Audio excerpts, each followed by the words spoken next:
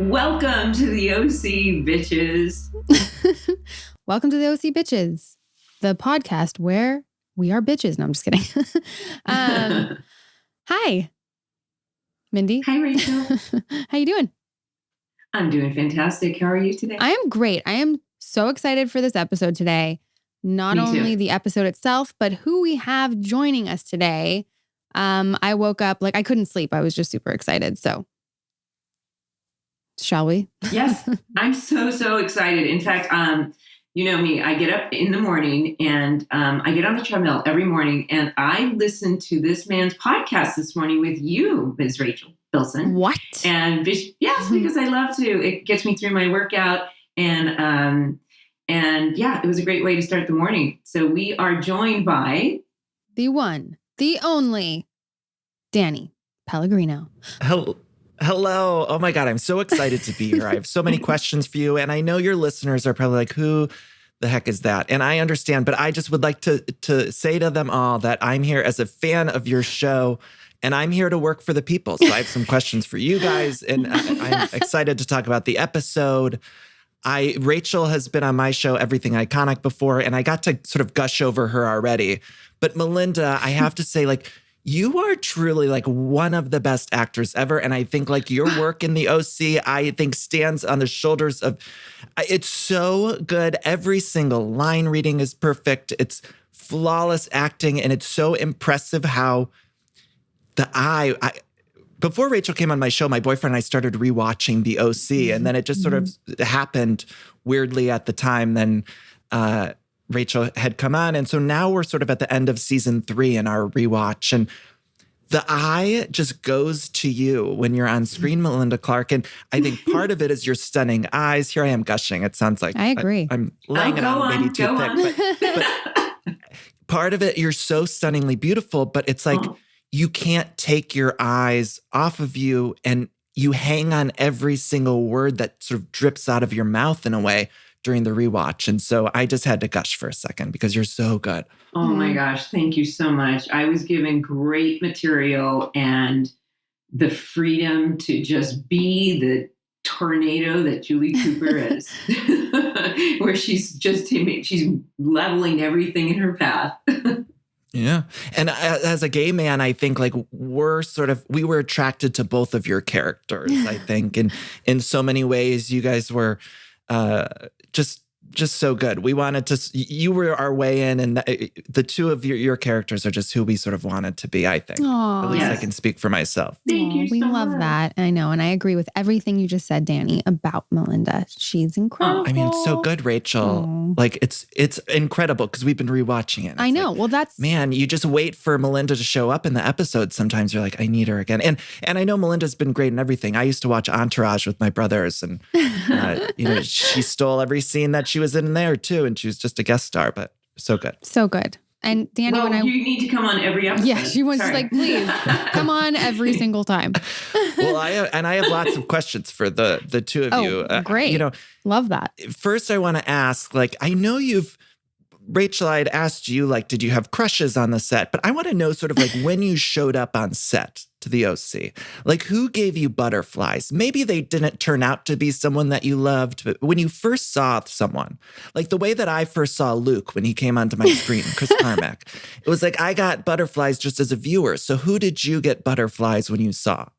You know what? I'm going to say something so funny because we're rewatching this episode today, or we rewatched it. It's episode 15, the Third Wheel, and the band Rooney's on it, right? And so this is not from the beginning, but when they came on screen as I was rewatching, I was like, gosh, they're all really cute. Why didn't I date one? That's what went through my head when I rewatched the episode. I watched it yesterday and I was like, dude, Rooney's cute. I bet there were so many cute musicians and I was, a little busy. So I missed out on it, but I was like, man, should have had a chance with the musician. But anyway. There is something about rock stars, right? Yeah. Mm-hmm. I missed that boat. Have either of you dated a rock star before? Have you dated? No. Have I? No, I have not. Have I? It's I don't remember. It's possible. Rachel. It's possible there's someone in there. Maybe it'll resurface. Is this a rumor? Forgive me if this is inappropriate to ask, but Rachel, did you date JC Chazet for a minute? What? Was that a thing? That's a rumor. Is that okay? Really? Okay, No, good. he's really nice. And I was good friends with his manager at the time. So he was around sometimes. He's a super nice guy, but no, never dated. Yeah, because I love my turtleneck king. I love JC. Turtleneck king. Who doesn't love a turtleneck king? That's awesome. He does. He always rocks a turtleneck. What is up with that? You're being gently choked. Maybe that's his thing. That's a Mitch Hedberg joke. So, Melinda, you got to tell me, who did you get butterflies when you saw? Was there one of the guys or the women that when you first saw them, on the OC? got a little butterfly? Yeah. Or just in general? on the OC. I think probably in the pilot, it was so cool to see Peter Gallagher. I have to be honest, because I knew him from The Idolmaker. But who else? I don't know if I once saw Sean Connery on the street. That gave me butterflies, but that's not what we're talking about. Yeah. So I think it would have been Peter. That's a good one, though. That's a good one. Sean Connery. I thought you were going to say Tate. Well, yes, Tate. It's we're watching these shows and people keep asking about, in this particular episode, he gets together with Haley and I realized I had this response, like, stay away from my man. Jealous. Yeah. I don't like this.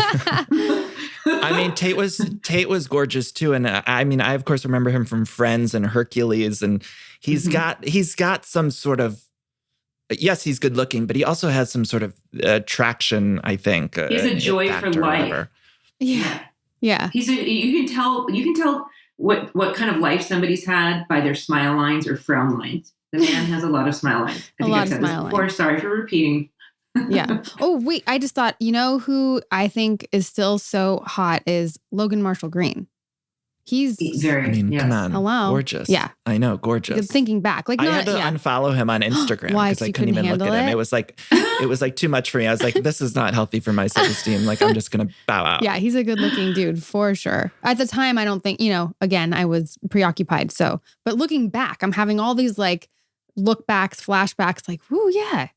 I didn't pay his attention as much as I should have. What? Yeah, I'm looking forward to having him on the show. He is coming on the show. But that's in another season. Just, he doesn't know yet, but I know. I was like, did you talk to him? Can I have his number? No, I'm just kidding. Is there anyone that you've reached out to from the show that has said no, or has it just been like maybe down the line? We've gotten no responses from some people, but we've gotten a lot of yeses. So right. There are many to look forward to. One is still up in the air. Well, I have this idea in my head of what I want you guys to do. Now, I've watched a lot of interviews for the two of you, and I know everyone always asks you in every single interview, like, can there be a reunion? What's going on with the reunion? We want a reunion. And I understand the idea of like keeping this its separate thing. Mm-hmm. But now what I find so fascinating is that HBO Max is doing these reunions like the Friends one or the Fresh Prince of Bel-Air one that is sort of this weird hybrid reunion where you're not, it's not necessarily a reboot, but it's the cast getting together to talk about the show, which I know is what you guys are doing on here. But I would love to see some sort of hybrid of like this podcast with one of those types of reunions for HBO Max. That's what I want to happen. Well, I want that to happen. I'm so glad you brought this up. Yeah. Rachel, have you seen the trailer for the Friends? By the time people hear this will already be out, I think. But have you seen the trailer? I watched it yesterday, and yes, I cried. I did. Me too. You did. You know when I cried, which is ironic, is when Phoebe goes, my eyes! Like, it just brought me back, and I love her so much. Which is the best episode of Friends, the one where everybody finds out about. To me, that's the best one. Get off my sister! Okay. But I think we could do something similar, right? Yeah, I say yes. Without having to write a scripted series and try to figure out if there's kids involved and who's not involved, and let's leave our show the way it was back in the past, and let's have a night of celebration. I think that's a great idea. Don't get me wrong, though. I also still want the reboot. Like, that's my compromise, because I feel like it's going to be hard to get that to happen. But I feel like, that's a good compromise. Like, we get everyone and we do like a big celebration, maybe like a little table read, a scene read or something. Yeah, I think we're putting it out there now, and I think it should happen. I'm with you. But you have to be on it somehow. I could host. There you go. I can just scream in the audience. They could just cut to me with like my eyes wide and excited.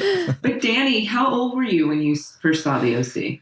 God. Okay. So I was in college. I think I was graduating high school when the show premiered. It premiered like the summer after I graduated. And I remember watching the show in my college dorm rooms. It was like I think it was Thursday nights. Everyone would get together and then we'd go out. So we would all watch. And what's fascinating, because I was thinking back to that time, because it was such a huge deal in my college to watch it, I was thinking, like, you guys weren't just pop culture. You were really creating pop culture trends, because I remember all the women or all the girls in the dorm wanted to dress like Misha.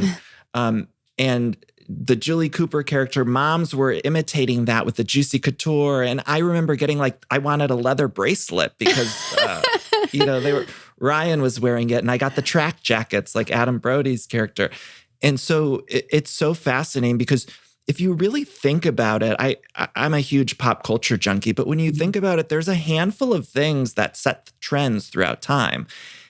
Oftentimes, these even really huge shows, they're just following trends. But in a lot of ways, I think with music, with fashion, you guys were creating trends, which is wild. Like, it's a huge accomplishment. And then you even see it as my boyfriend and I are rewatching this show. I think you can see the evolution with the fashion. And it starts off a little bit rustier. And then even by I'd say mid-season 2, everyone's in these gorgeous outfits and it's, and maybe it feels more high end, if that makes sense. Mm-hmm. I don't know if it shifted for you guys on set, but it felt that way in the rewatch. Yeah. We had 3 different designers, Rachel. I believe 3 or 2. Yeah, well, anyway, it definitely had a progressive growth. And I think a lot of the actors probably had some input. I know I had input. Well, yeah. And, everyone wanted to send Misha stuff. So, Chanel started, piling in for Misha and it just elevated everything, I think. But you do touch on something that's really important, that music was presented in a way that had never been done before. And ultimately that was based on Josh's tastes and his iPod. And this episode in particular was our first concert episode, and which of course eventually led to the bait shop. And this set the tone for that. It affected all of our iPads. I was at a college, Ohio University in Ohio, and it was like we were taking music at that time from the shows and then from your show, and then other shows started to sort of follow suit with the indie bands. And so seeing Rooney in this episode, it was wild to think back on that. And in terms of the fashion, I thought this was such a fun episode because first of all, we had Rachel. I don't know what that's like a called. Pompadour ponytail situation. Yeah. And then Misha had was it crimped hair? Wait, hold on. What's so funny, and people who can't see me, my hair, ironically, like how I slept in it, it's kind of crimped today. So I am in theme with this episode. If you saw, I am just an ode to Misha's hair in this episode. Everyone's totally fitting for going to a concert. Summer's totally concert rocker out, and Misha with her crimped hair. So anyway. It's interesting during my rewatch, I'm noticing sort of how fast the storylines move. And it's good in a lot of ways because you don't get too tired of something. Like the Oliver, I know we're going to talk about Oliver because he arrived in this episode, but I hated Oliver. I think most people did. But it moves quick enough that by the time you really start to hate him, he's gone. Oh yeah. He actually arrived in the Christmas. He had one scene, and then he was in the episode before this, and he's in 6 episodes total. 6 episodes too many for that character. Everyone hated it. It should have been 1 and a half of 1 or something. But then on the other hand, I think there's a lot of people who I wish sort of stuck around. Like Luke, I always think this episode in particular I was watching, I was like, he should have been around the whole time because he's so funny. It felt like they found a really good way in with him. I don't know if there was some other reason. Yeah, reason why he left, but no, he was so funny. Yeah, I know. He steals this episode. Which I think we'll get into. But we should talk about the episode, the synopsis with the episode that we're talking about that we have here is Ryan doesn't know too much about Oliver, Marissa's new friend from therapy, but he knows he doesn't like him. But when Oliver invites them all to a Rooney concert, the gang, minus Ryan, is psyched. Yet Ryan still is the hero when Oliver gets into some trouble at the Rooney concert. Written by Melissa Rosenberg, who, fun fact, went on to write all the Twilight movies. Directed by Sandy Smolin. Edited by Matt Ramsey. It's called The Third Wheel, this episode, by the way. I reached out to Matt Ramsey, our editor, who you all have heard before. Our editors are so important in the storytelling. And one of the first things he told me was that this episode in particular, Josh did not like the first edit. And he said that it was one of the very first big hiccups that we had in season 1. He didn't remember all the details, but yeah. But that was a little tidbit of info there. I like this one because I thought it was so humor heavy, and it started to feel like this was one of the episodes where it really found footing in terms of like the humor element mixed with the teen drama, which you guys always did really well. But I don't know, it felt like that mix of this episode just really worked. Well, you know what? In my eyes. What really worked for me in this episode was the Golden Girls strung throughout the entire thing. And the whole thing. Oh yeah, the whole thing. It was a Golden Girls episode, which made me so happy. And Josh put Golden Girls in because he loved taking little snippets from our lives. And he knew that I was obsessed with Golden Girls. So I think that was the inspiration for involving Golden Girls in the show and in this episode. And being able to sing the theme song was probably my favorite scene of all time. Rachel, I wanted to ask about your singing too. Like, do you sing? What's your experience with singing? I can carry a tune, but I'm very, I get super embarrassed to sing for people. But I mean, I'm not tone deaf. I'll just. I want to see you in like a musical or something, Rachel. That's my. Are you like kidding? You that would be my voice in that little. Oh, thanks, Danny. My dream is to do a musical. Oh my God, Wicked Gravity, Rachel. Like, please. Who do we have to call? Oh my God, let's just sing Gravity right now. Take it away. Can I tell you guys something about Golden Girls? Yeah. Out of curiosity, because Haley was talking to Jimmy about it, and she was saying she brings up Golden Girls and that she says she has a lot in common with a 70-year-old. But B. Arthur and Betty White were 63 when it debuted. Rue McClanahan was 51, a year younger than me. What? It's crazy. And isn't Sophia is younger than Sophia. Dorothy, yes, think. I don't know. Yes, she was. She was younger. Because Sophia is my favorite. I'm a Golden Girl. Isn't Hollywood the worst, though? I mean, Melinda, as I'm watching the OC, I'm like, she was like, how old were you? You were like 30. 32, 33 at the beginning. Yeah.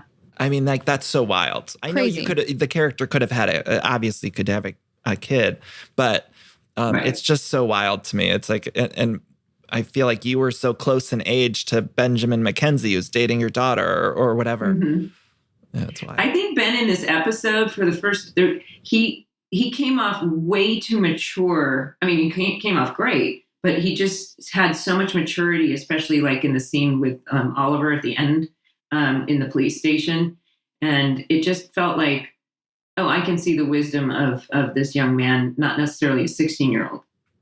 That was my You know what I noticed watching Ben this episode is he and Misha, they had to kiss a lot. Like they did make out a lot. To point out. Yeah. It felt like every episode they kiss a lot on the show. Not in every episode? Well, I think not when she's with Luke. There's only these moments of happiness with them. They're very fleeting. I've noticed. Oh, interesting. They were very hot and heavy, though. They were fully like, they're a couple sitting on the lap. He pulls her away, make out, all of it. I agree with you. There was a lot of tongue swapping. We've all heard of the phrase good hair day. You know what we're talking about when your hair looks and feels absolutely perfect and you can't help but check it out in the mirror. Make every day a good hair day with Function of Beauty.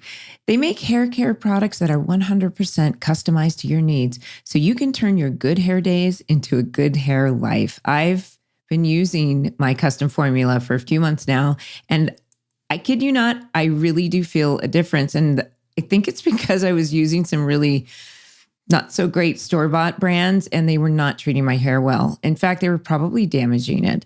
So I'm really, really glad that I found Function of Beauty. Yeah, me too. I just love it. My hair never feels softer or looks shinier. And I'm not just saying that.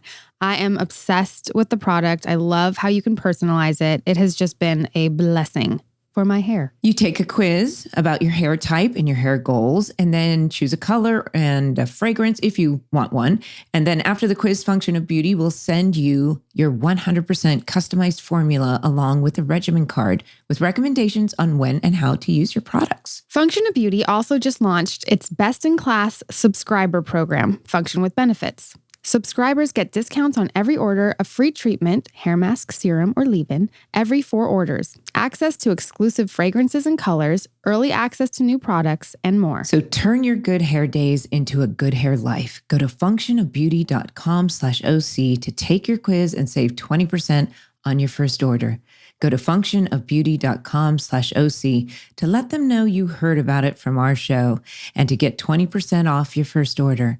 functionofbeauty.com/OC. Okay, Rachel, I don't know about you, but I would love to travel abroad soon. And I'm thinking Italy or France or maybe South America. Yes. And for whenever that next trip is, I'm going to use Babbel, the #1 selling language learning app. From ordering in restaurants or asking for directions to gaining a deeper understanding of the culture, Babbel makes the whole process of learning a new language addictively fun and easy. Babbel's 15-minute lessons make it the perfect way to learn a new language on the go. You can choose from 14 different languages, including Spanish, French, Italian, and German. Plus, Babbel's speech recognition technology helps you to improve your pronunciation and accent. You know, for me, I'm an avid traveler. I love traveling all over the world, and this is going to be a lifesaver. I always want to try to order things properly at restaurants and not wind up with something really weird.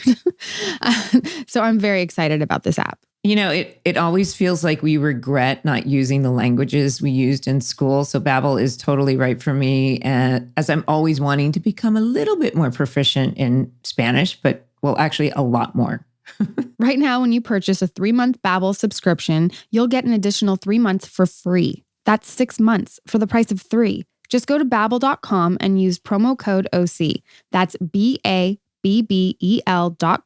code OC, for an extra 3 months free. I have a very important thing to talk about this episode, the Third Wheel, everybody. So yes, Rooney is on the show. It's the first concert. I think that's there's a lot going on in this episode, so much to cover, and we'll get into Oliver because, Danny, I really want to hear your perspective on him. But the Rooney concert, so I tend to not have much of a memory about shooting the shows and whatnot, and that's been established. We've talked about it. I actually have pictures from this particular episode behind the scenes of Misha, Samira, and I doing the electric slide on stage, fully in like the down, leg out, hand back moment of the electric slide. I have a picture of Misha on Rooney's drums, a lot of fun behind the scenes stuff. So I know we had so much fun shooting this concert, and it was Rooney, and it was super cool. And I actually remember it. You know, I always think about your show. You know the song "Maybe I'm Amazed"? I don't know if that played in like the season 1 finale. I think Jem covers it or something, right? Jem covers it, and we used to watch your show in Ohio, schools across the country, and there was like something called LimeWire back in the day, and Napster, where you would download music.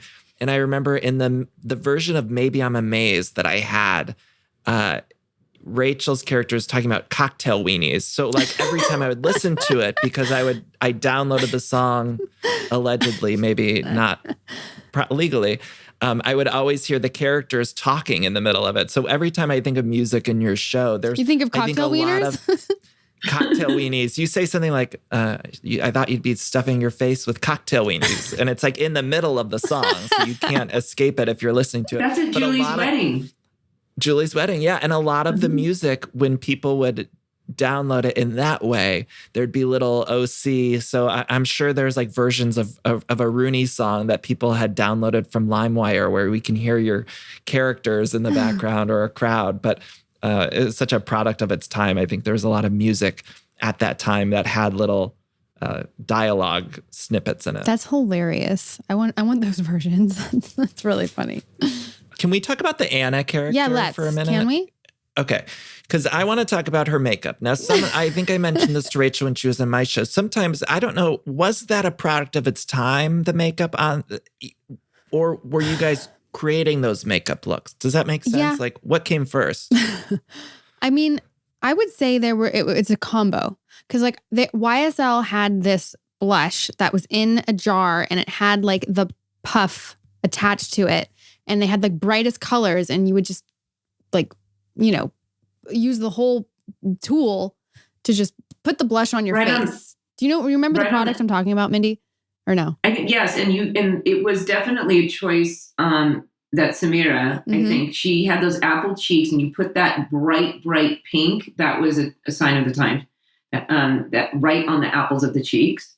And the and colors. Then very dark on the eyelids. But her face could handle it, I thought. I loved her style. And I loved it. It was very distinct. This episode, they're dating and they're trying to tell Summer, and I forgot how Summer reacted to the news. But Danny, if you had to tell Summer and you were Seth and you're dating Anna, what do you think you would have done?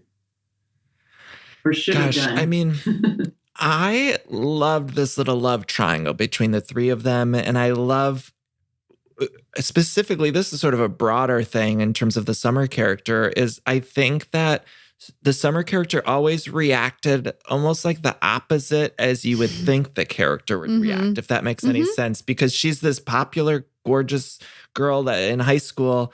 And then you would think that she would just say, screw this guy. He just told me he's with this other girl. But instead, she sort of decides to be the third wheel. And it's so funny and so unexpected for that character. And I think that's what's so great about that moment, because no one would think that. You would be like, but then it does make sense in a weird way that she wants to be the third wheel. Well, she's manipulative. Right? Right? Is she? But what was the carrot about? The what? The carrot. I thought you said the Karen, and I was like, "What? What did I? Did I go really right wing or something?" Summer was just eating a carrot, the carrot the whole time. It was a great choice. It was really funny. It's funny. Yeah. Yeah. I make these choices sometimes, like when I had a fight about wanting to chew gum in a scene. I don't know. I don't know.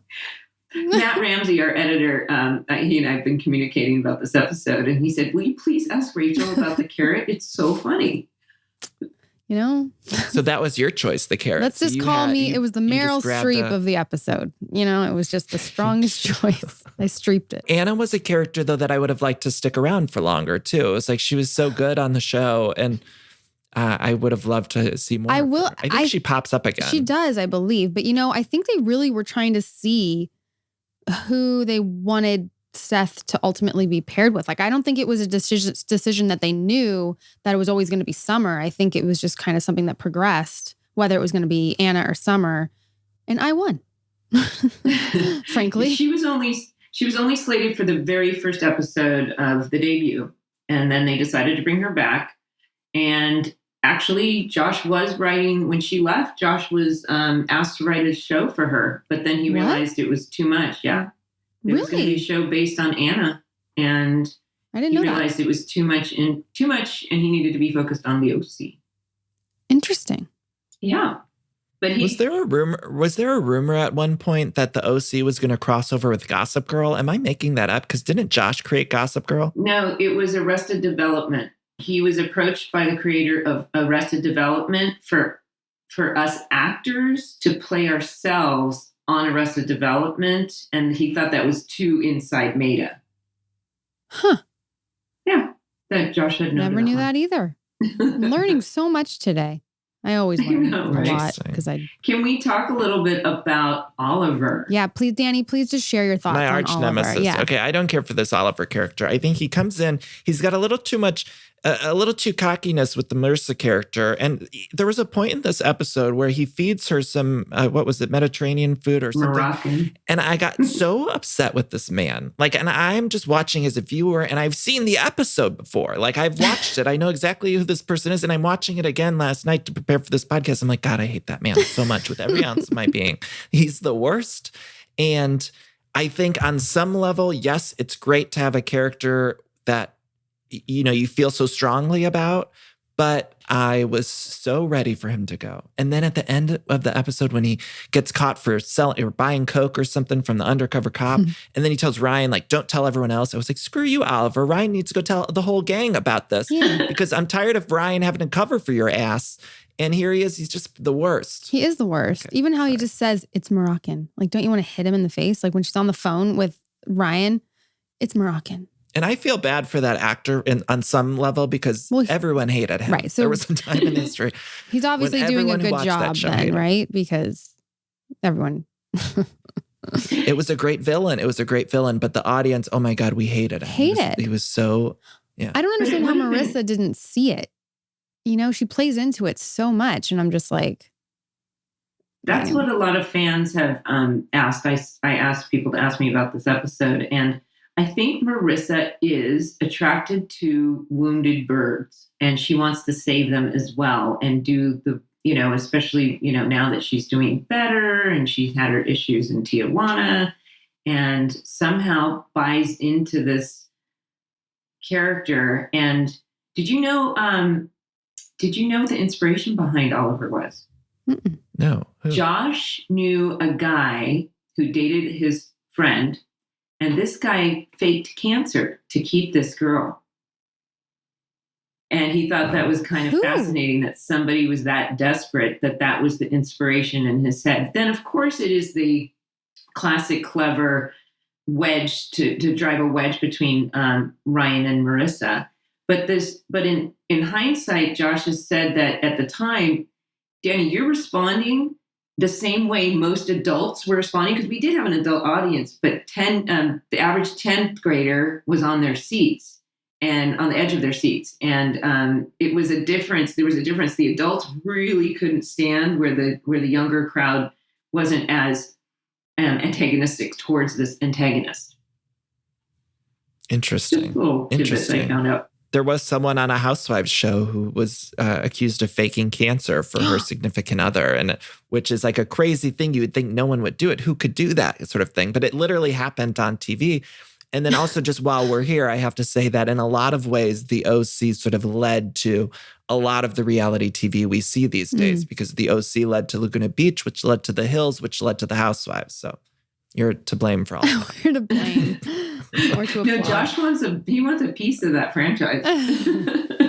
Yeah. Julie Cooper was in a lot of ways the blueprint for Housewives. And there's a very small segment of or actually a growing segment of the population that wants you, Melinda Clark, to join Housewives on Orange County or what? Tell me. Okay.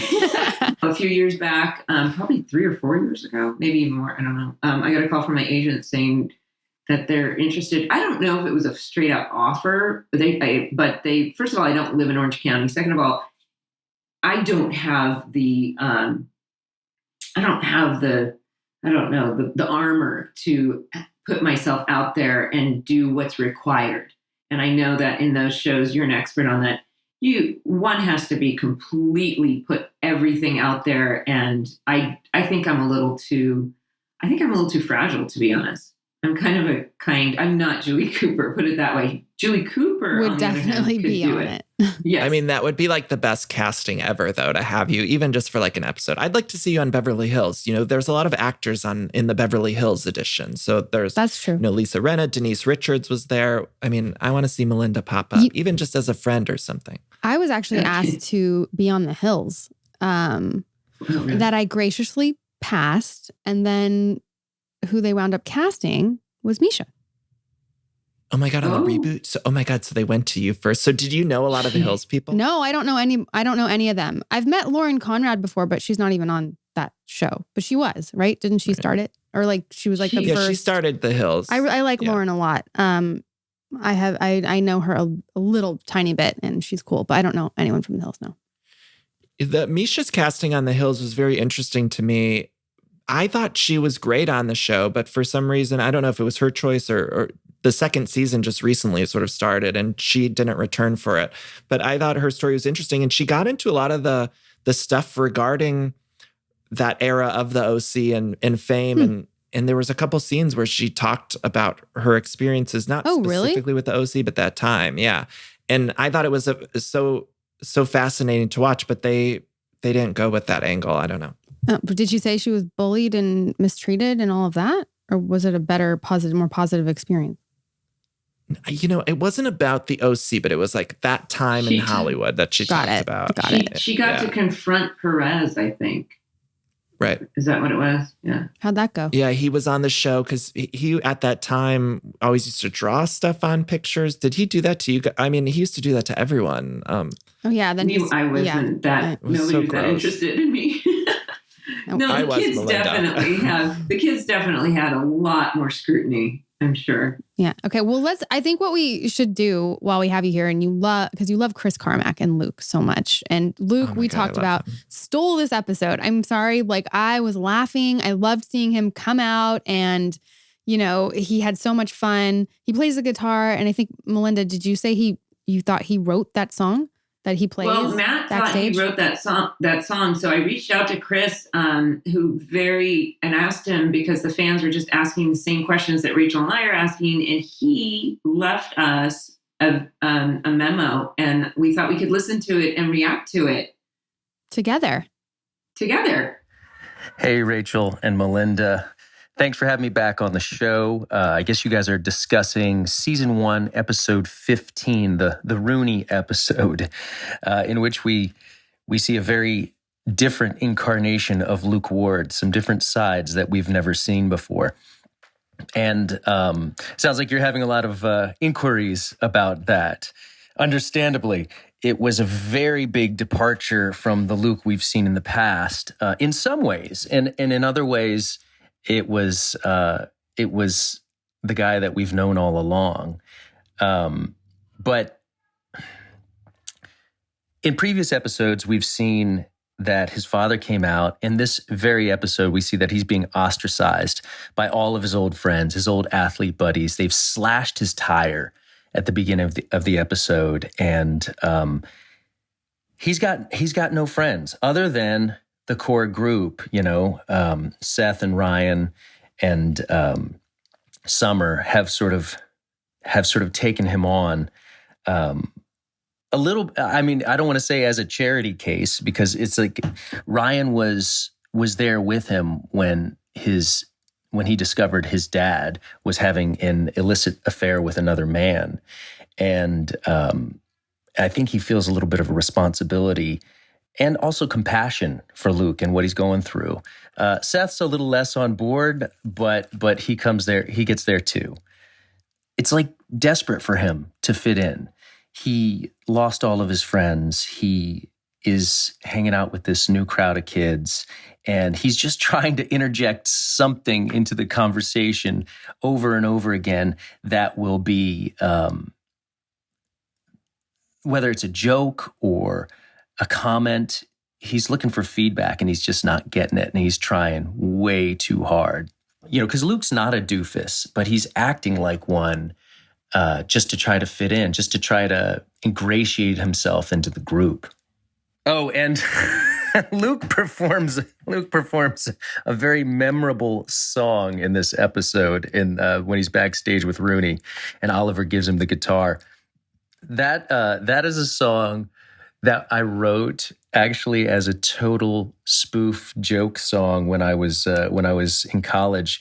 I was abroad in Italy, and me and a few friends would sit around with guitars and just, I guess we must have had all kinds of time on our hand, because we would write these ridiculous joke songs.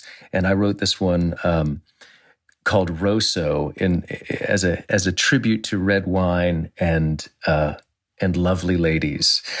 It was, I probably wrote it when I was, I guess, 18 or 19 years old. I don't think it stands the test of time, but it certainly is funny in the moment. It had this like crazy rap section in it that you can hear me doing in the background. And again, Sandy rolled on the whole thing, and then I guess he dropped the audio into the background. And it's pretty hilarious to hear me back there rapping. Luke is just unleashing the beast. He's trying to be himself for the first time, and maybe he's putting a little too much out there for the first hang with these guys. Luke's showing a lot of enthusiasm for things that he doesn't really know about. He which one's Rooney? He wants to be a fan even before he's heard the music, because he wants to fit in so badly. But I think as we go forward, we see Luke calm down a little bit and get accepted a little bit more into the group, and he can dial it down a notch. Thanks again, Rachel and Melinda, for having me on. I hope everybody's enjoying the OC podcast, and I'm glad that a new generation is discovering the OC. He forgot to mention probably my favorite moment was at the end, and this has happened to me. That's why I love it. When you've been standing next to the speaker too long, and it's too loud, you're yelling at everybody. So super endearing, and you can hear from that how sweet and kind, and he's one of the good ones for sure. I was just going to say, I was like, that gives me all I need to know about Chris Carmack, because he seems like a very nice gentleman. And that moment you just mentioned about where he was sitting too close to the speaker and then we see him shouting, to me, that's representative of like what set the OC apart from something like a 90210, which 90210 really embraced a lot of the humor in the later seasons, but the OC did it from so early on. I mean, this is episode 15, and that's almost like written as a sitcom-y joke, but it works in the context of the world of the OC. And to me, that's what I loved so much about it, was like you had huge laughs amidst this plot about a character buying cocaine from an undercover cop and these dramatics with relationships. And so that to me is so amazing that you guys were able to balance both of those tones, which I don't know if people realize like how difficult that is, really. It really goes to Josh's voice and the blend of Rachel's personality and Adam's personality and even my personality, which I think you see a lot of in Julie, even though I have different, priorities. Well, I just think it was so cute. Just back to Chris's comments. Yeah. The song he wrote when he was in Italy, he's like, with my supermodel girlfriend. No, I was kidding. That commercial. In the French Alps. We need that on iTunes, that whole We need that song. on iTunes. But how cute is that in Italy? And it's like, and he raps. I want to hear the rap part. And then also you're going to hear cocktail wieners in the background. Right. Yeah, I thought that was really, really cute. The story of his song, and he got to play it and remembered it. He was really the standout to me, but I also loved this, which felt sort of new for this episode, this group dynamic of having Anna, Summer, Seth, Ryan, Luke. Mm-hmm. Even though we didn't like Oliver, it was like this was a group, but it felt like a friend group that would be hanging out together, and everyone had their unique personalities. It was so fun to see all of you guys together in that way. Yeah.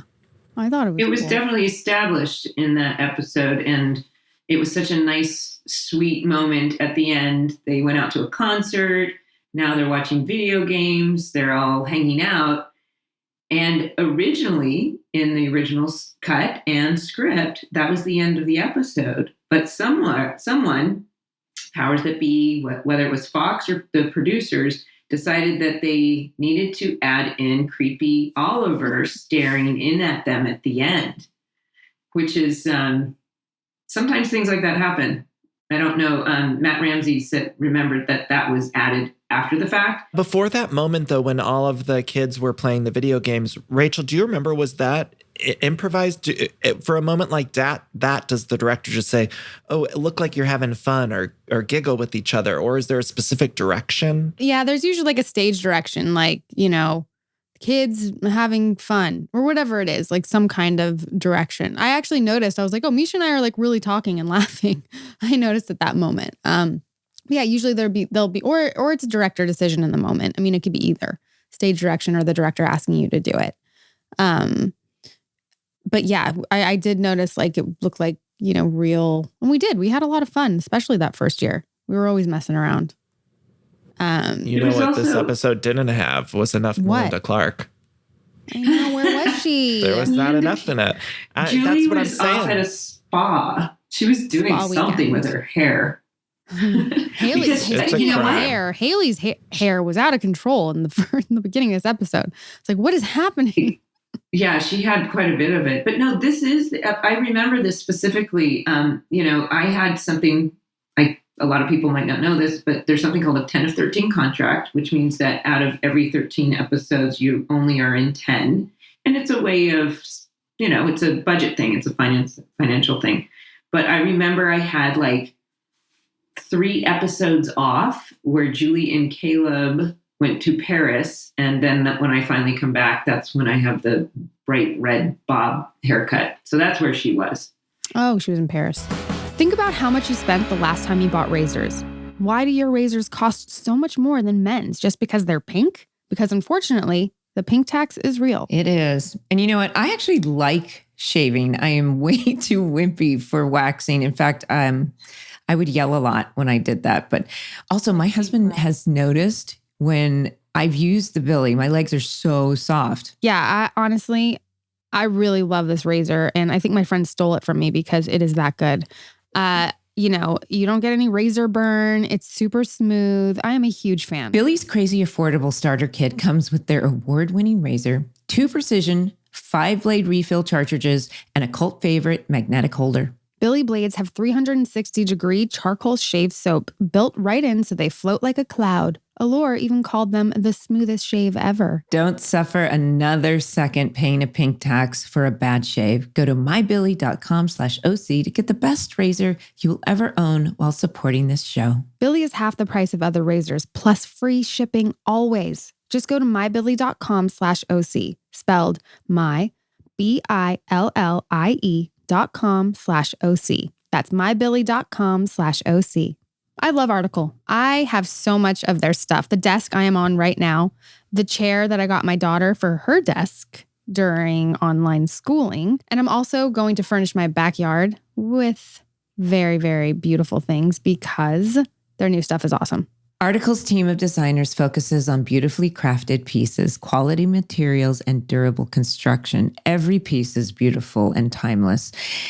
I also love all of the accent pieces. I have a lamp and some throws and pillows. There's rugs. It's everything you need to pull your entire look together. With Article, you can save up to 30% over traditional retail prices. Article is able to keep their prices low by cutting out the middleman and selling directly to you. No showrooms, no salespeople, no retail markups. Article has fast, affordable shipping available across the USA and Canada, and is free on orders over $999. Article is offering our listeners $50 off your first purchase of $100 or more. Go to article.com/OC and the discount will be automatically applied at checkout.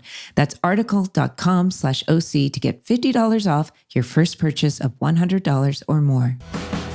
Danny, how do you feel about answering some quiz questions?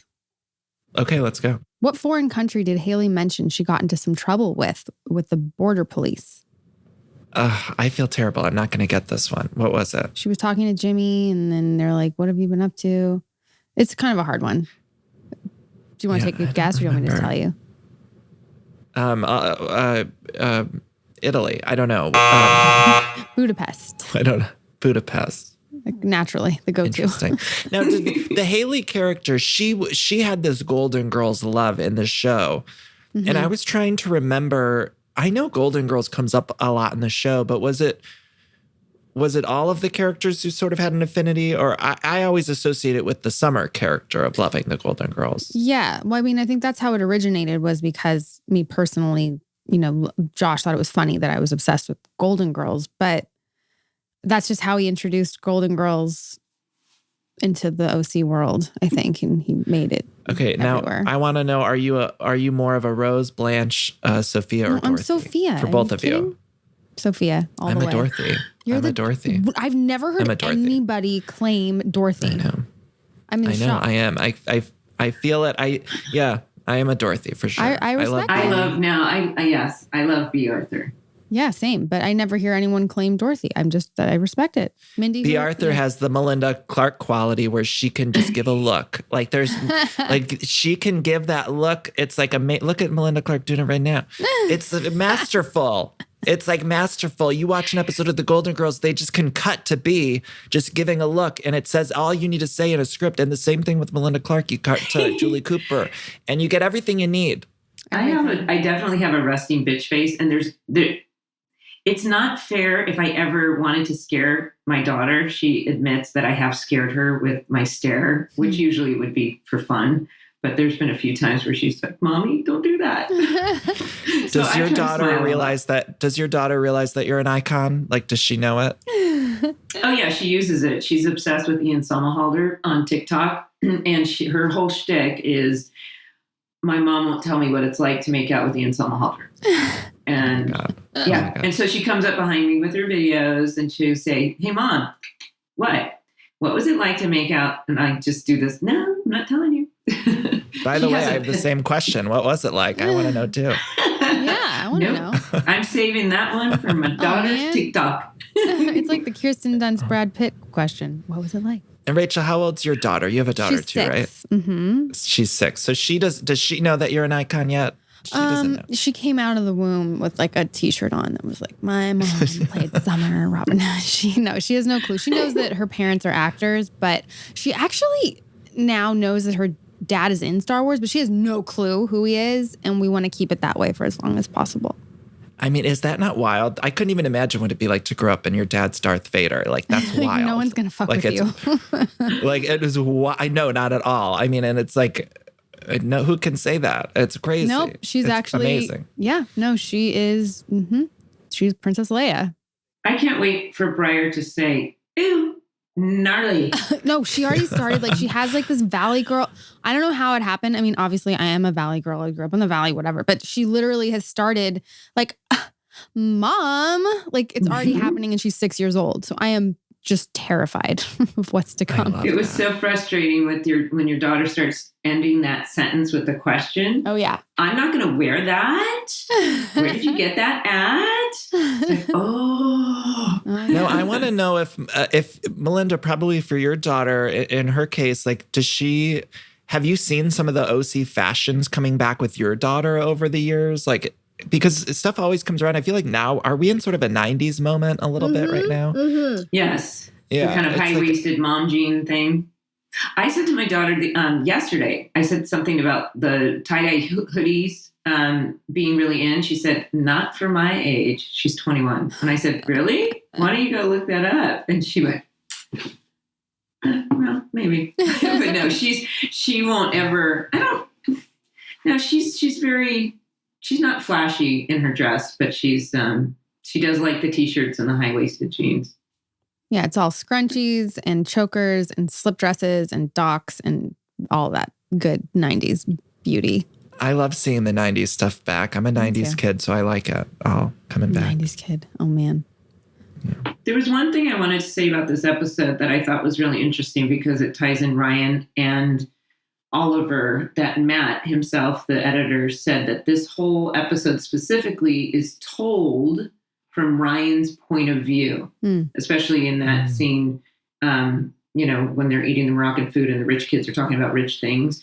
And because it's told through his POV that, and Ryan doesn't like Oliver, then the audience is manipulated into not liking him as well. So it's not just the writing, but the performances and the editing itself to get that reaction from the audience. And it worked very well. So I just wanted to point that out because I thought it was indeed very palpable in how much dislike Oliver has here.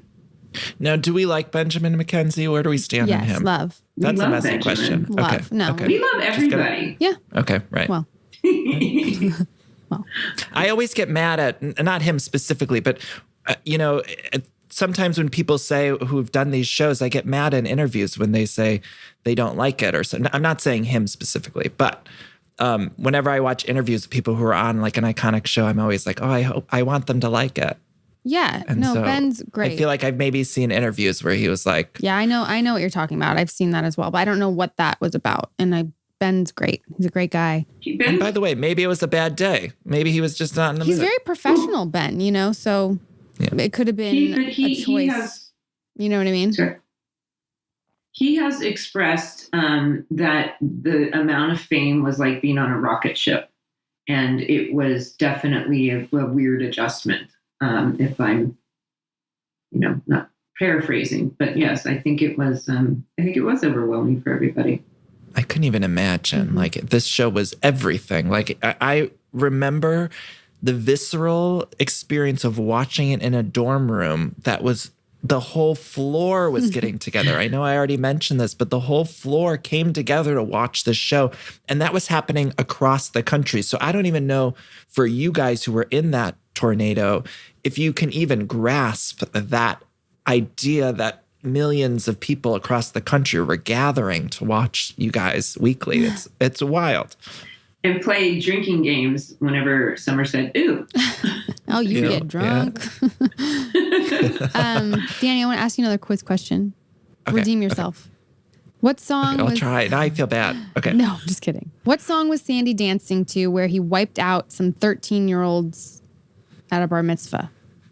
Oh, God. I'm terrible at this. It's fun to stay at that. I don't know. I remember Melinda at the bar mitzvah in Entourage of her scene dancing, but I don't remember. YMCA. You guys were literally doing like the Village People for me, and I was still not sure. And I was like, what? You got it. Woo! I got it. Good one. Danny, thank you. It's been a joy. Yeah. Thank you so much for coming on and talking to us. And my pleasure. It's been so awesome. And I love that you have had Princess Sparkle and your version of Captain Oates behind you this whole interview. Yes. Feels so, love it. And we need that HBO Max reunion. We do. Let's get all of you in a room. It could be sponsored by the Welcome to the OC Bitches. Rachel, I need you in a movie musical. We need to hear you sing. You've got a beautiful voice. Let somebody hire Rachel to sing something. Or can we get you to sing Luke's song or something? Luke's we need song. you on the mic. Golden Thank Girls you only. for being a friend. Yeah. Come on. Travel down the road and back again. Back again. Heart is true. Your heart is true. Your I have to say also, Melinda, I need to see you in something regularly on television or in film, a big franchise.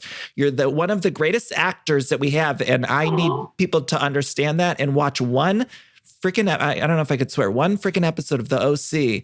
And you can see how brilliant you are with every line reading. It's unbelievable. Agreed. So, okay. Oh my gosh, you're so sweet. And thank you so much. And everybody, Danny Pellegrino, tune into his podcast, Everything Iconic. Thank you guys so much for having me. Thank you for coming on. Bye, guys. Bye. Bye. So that was episode 15, The Third Wheel. But we have actually, with Danny Pellegrino, but we have a very, very special guest. Mm-hmm. In addition to Danny Pellegrino, it is an absolute pleasure, you guys. We have Robert Schwartzman, who is the lead of Rooney. He's a filmmaker, director, screenwriter, actor, and musician.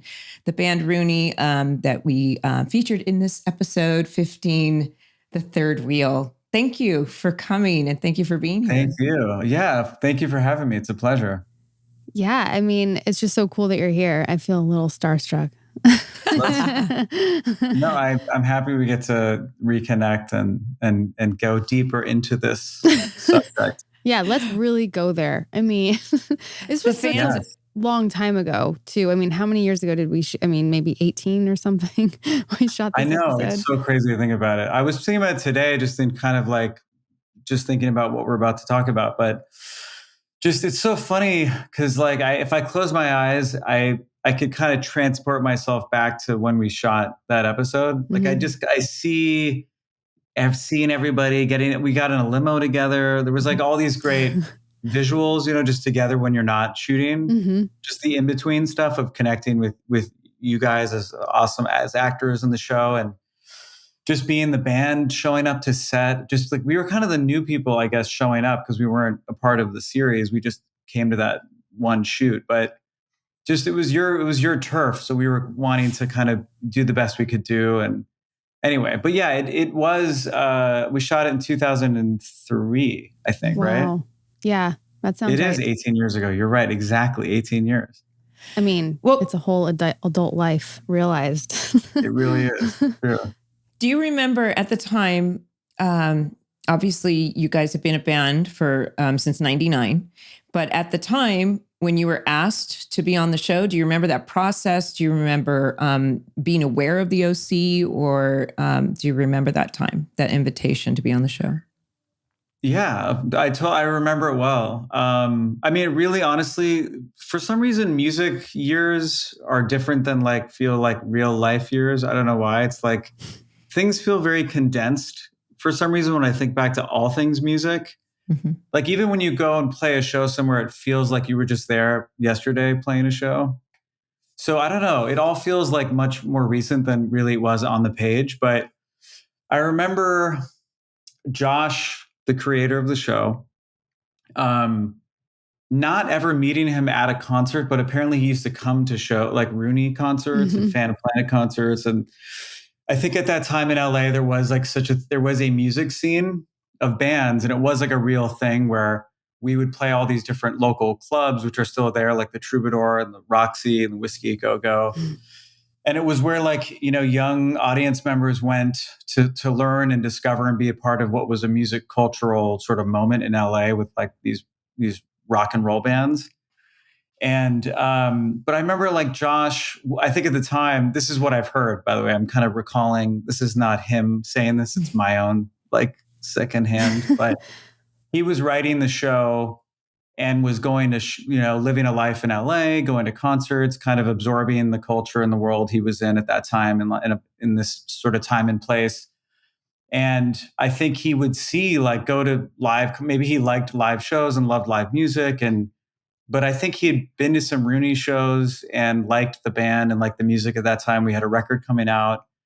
And when we did the OC episode, it was our record, the first record, which is like the self-title. It looks like a California flag record. Mm-hmm.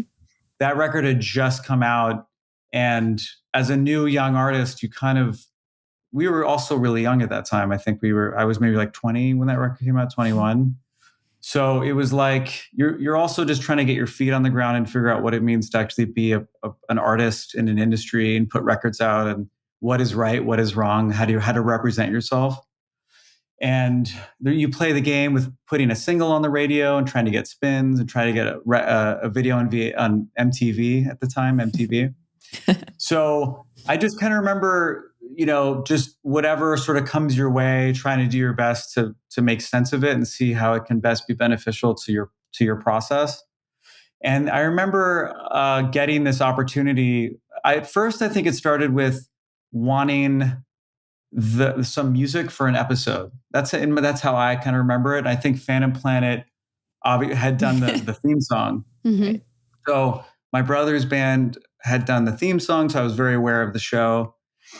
And then at first I was I don't know, should we do this? I think as a band, we were so in the heat of the moment of touring that we didn't know what to do as far as to participate. Mm-hmm. And then it was explain, wait. It's not just putting music in an episode. It's being in an episode. And it's more than just being in an episode. It's about characters going to a show that your band is playing. So it just seemed like such a unique opportunity to be presented with that it was it felt like an incredible opportunity just to be kind of woven into the fabric of a show and its characters. So it was a real privilege to have Josh, think of this band Rooney in that light to give us that opportunity. And I think what's also really interesting about it too is it kind of opened up season 2's use of bands and music and more artists coming in. It kind of became because if we go back to 2003, and I can give you guys even more context the best I can, but that was when illegal downloading was happening, mm-hmm. Napster. There was no Spotify, there was no iTunes, there was no YouTube. So you're you're still selling CDs. Now there's Best Buy, there's no Tower Records-ish world. There's the indie music scene is kind of on physical sales is shrinking, and you're going to big department stores to sell your product. Your in-store signings are next to a refrigerator and a Best Buy aisle. Everything is changing musically. Mm-hmm. So what I'm getting at is that people, I think artists were looking for new ways to reach an audience because the traditional market was changing as far as how you discovered new bands. So that's what I really noticed was like, oh, maybe this is going to, maybe this is like a thing. And it was. I think it became something that was accepted by bands to not run away from opportunities to put themselves out there in a new way, right? Like to show up to a series. And then it became like, getting the Grey's Anatomy end credits song at the end of the episode was like a new way to be discovered. And we just kind of it was kind of breaking ground, I think. And Josh was the real person to really celebrate music in that way and make it okay for shows to embrace bands. And I think if we really track it, we would find more connective tissue between bands who then expose themselves on, like we're on, part of a show's arc or some kind of storyline within a series. I'm sure we could find more of that in other shows. But anyway, it's nice. I'm happy that as a band that Rooney was able to kind of be a part of that in its early stages of a shift in it being more accepted in music. Yeah, I mean, you were the first band to come on the show. You really paved the way for everyone else. And we were just so honored and like felt so special that you were willing to do it and did it. I mean, watching it back, I was like, that is so cool that Rooney, you guys were actually on the show, and performing and doing the song a million times. Yes, I know. It's kind of like doing it. Whenever I went on the road, I mean, now I haven't been touring as much, but in all the years of touring and the impact that the show had and that episode had, it's cool. You meet a lot of fans who were like discovered the band through that episode. Mm-hmm. And, they always want to know, I saw you play live on the OC. And I'm always like, yeah, we weren't live. We were playing to playback, but thank you. It sounded that tight.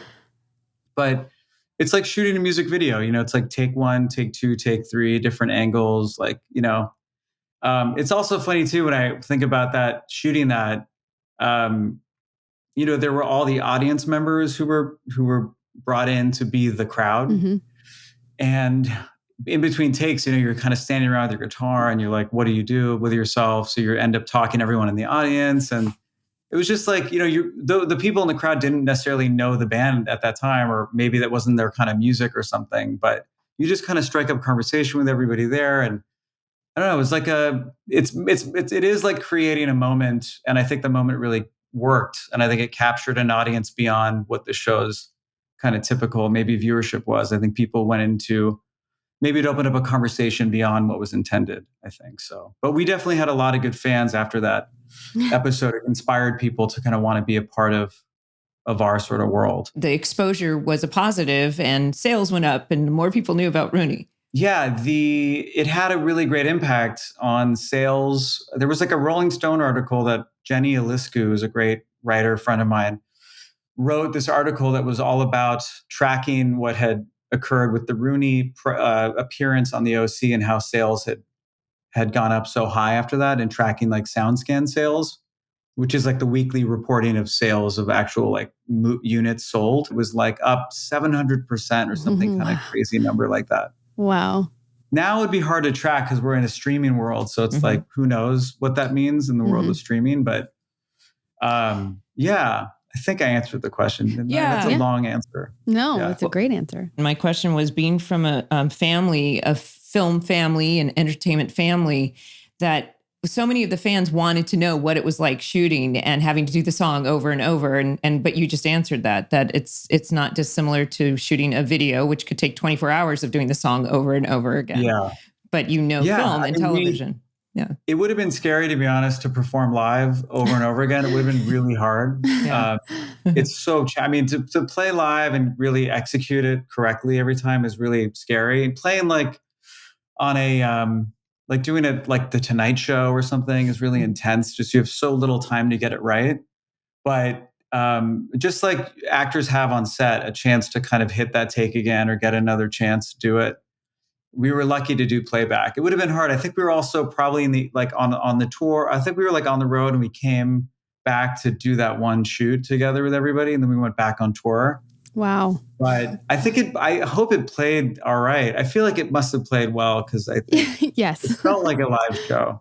We were playing the record that was the record you would have bought. It was the same record. Oh, yeah. I mean, I had that record. Absolutely. It's so cool to see, the California flag, like what you're talking about. It just immediately brings me back to that time. Yeah.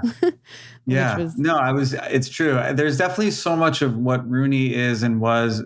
I mean, as just a performing kind of project, is so much California, even musically, the heart, like it's so much of it just feels California-ish, to people when they hear it, that it's nice to also be part of a show called The OC and have it be a California show. I think so many things like thematically worked about it, Yeah. It was a show that was so much about music, and people remember it for the music, maybe more than anything else, other than like Marissa dying or Misha's character dying on the show. It's like, it's really about music and the fact that we had such amazing bands on like yourself, and yeah, it's just really fun. Yeah. To like revisit it and go back. It's cool. Like when anyone takes a chance creatively on anything, it's like it's important, like you need movies and shows and people in a position of power and creation to do something unique and try to say something. It's easy to just do the same old, but I think just at that time with that show and the embracing music, and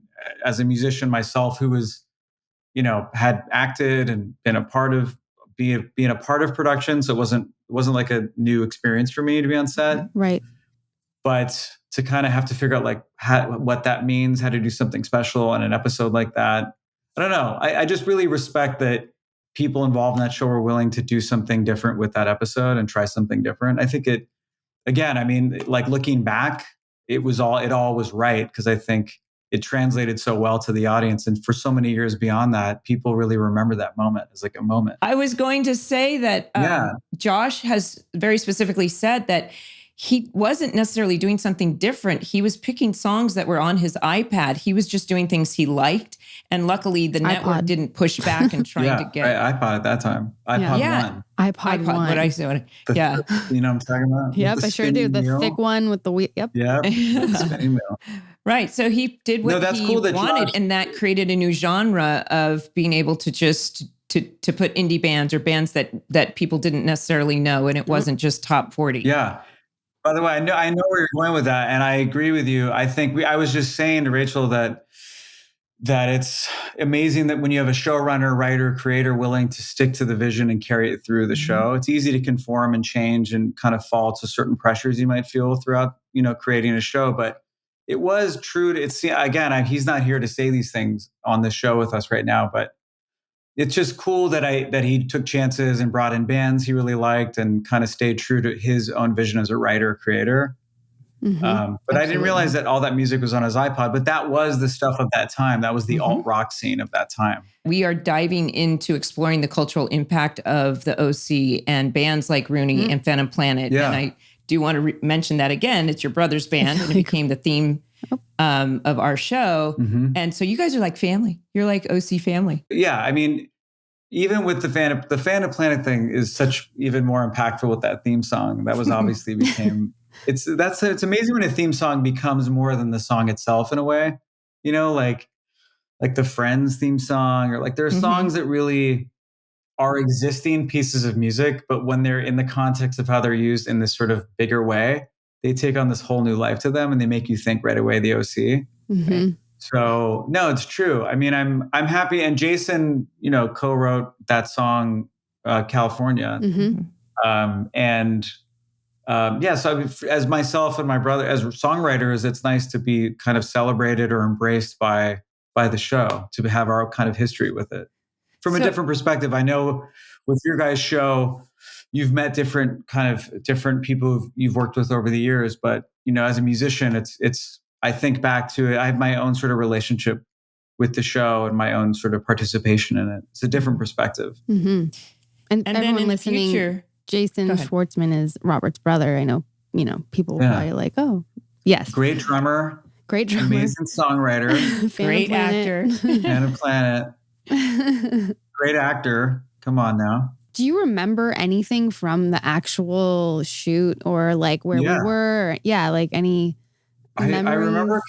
I remember so much of it, but I also it's like hazy, but I remember it at the same time. Right.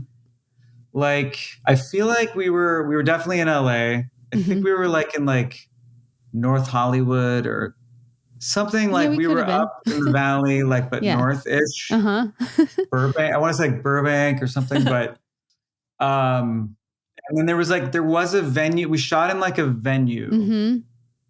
and they had either built a stage that was sort of like a semicircle, it kind of went out into the crowd. I remember it wasn't like, I'd have to go back and look at the footage, but I don't remember. It wasn't like a packed show. Like, right. It wasn't like, whoa, oh my God, like I can't get someone else in this room kind of a show. But people seem to be having a good time at that show. And then I remember, so we did the whole shoot on the stage, and then I remember having to say a few lines, and honestly, I was like kind of terrified because for some reason, when you make music, like having acted in movies prior, I have always been terrified with like memorizing dialogue because I always want to get it really perfect. Mm-hmm. You know what I mean? And like when I don't know what it is, but when you sing music, you almost feel like you're safe, like protected more by like like the idea of like getting on stage and performing a scene is like terrifying. It sounds so scary to me to do that. But getting on stage and singing a song feels like I'm totally good with that. For some reason, I don't know what it is, like why there's a difference, but maybe it's just like the physicality or just a feeling of how when you sing, you feel something in your body. It's like a resonance or something. But yeah, I remember having to like sort of call upon those acting like skills or whatever would be needed in that kind of exchange. But also you're playing yourself in a way. You're playing this like band Rooney kind of coming into the concert. I think we like showed up in a limo. Yeah. Which was like so funny because like who shows up to a limo like right before the concert? You don't do that? No, like we would be at the show already because we would have been there all day long. But that's definitely not how a concert goes. That was the more glamorous television kind of side of it, where maybe like a viewer might think, wow, that's how bands show up. It's like in their limo. But no, if you're a band going to a show, you typically were there during the day. You had a sound check, you had to prep it and get ready for your concert. You don't just kind of stumble in and like play a great show. But yeah, and then I just remember like being like, Rachel, I remember being with all the actors together. I feel like we all got in the limo. Maybe it was between takes to kind of wait it out. Huh. Yeah. But I just kind of remember being with everybody together, and no one really knew each other like on a personal level. So you're just kind of there. But yeah, I don't know if that's a good recollection. But, I think we did it all in a day. Yeah. Like we kind of just jammed through it, which was kind of pretty good. I think so. It was like one day or one night or whatever it was. Yeah. Just over and over. Yeah. All at that location. You know what's funny too is like you and the cast, by that, I think you must have had a lot of momentum and time with everybody to really, kind of have that personal friendship developed, on set, or just being with each other so much. And then we were the kind of, I guess you could say, like the new kids in town in a way, like going up to set. We're a band. There's a different kind of feeling, coming up. So I'm curious what your guys' perspective was of us. Like, we were just these band guys. Well, like what was funny is because you were rewatching this and it was so long ago, and I had mentioned this, but watching it, I'm like, why didn't we hang out with you guys like all the time? And I was like, dude, we should have become like super good friends and like gone to all the shows, And I remember thinking that watching the episode. I do remember you being super cool. Obviously, we were all young, and I think we were a pretty friendly set. I mean, at least I know, being pretty welcoming and stuff. But totally, I just thought you were the coolest, and your band was super cool. And I remember having so much fun that night shooting it. But watching it back, I was like, yeah, man, should have hung out with you guys. Yeah, no, that's awesome. I'm glad you saw it that way and felt that way. Yeah, absolutely. By the way, I know not just because of COVID, but music has been on hold. Obviously, just the world we live in today. It's not, maybe it's changing now, but music wasn't a thing for a long time. I'm sure you saw online. A lot of artists couldn't play shows. Festivals were canceled. But no, for myself, I'm happy you're saying that, because when there is a show at some point in the future, you guys have to come out. Absolutely. And oh my gosh. Yeah, that would be great. It's just been such a pleasure to talk to you. Absolutely. And to get the personal invite to your first show back. Yes. No, I truly will. I just I'll reach out and I'll make sure that we're in touch and I'll keep Well, I have a feeling Josh would like that invite too. Yeah. He can be my plus one. I would love that. Yeah. If you talk to Josh, tell him of course. I will. It's Rachel's brother. Yes, he's become my brother in life. So. Oh, really? Yes. Yeah. I will relay the message. Thank you again. We really appreciate it. And congrats on all your success. Yeah. Thank you so much. I appreciate that. Follow, rate, and review Welcome to the OC Bitches wherever you listen to your podcasts. If you like to watch us, check it out on YouTube. See you next week. See you next week. Bye.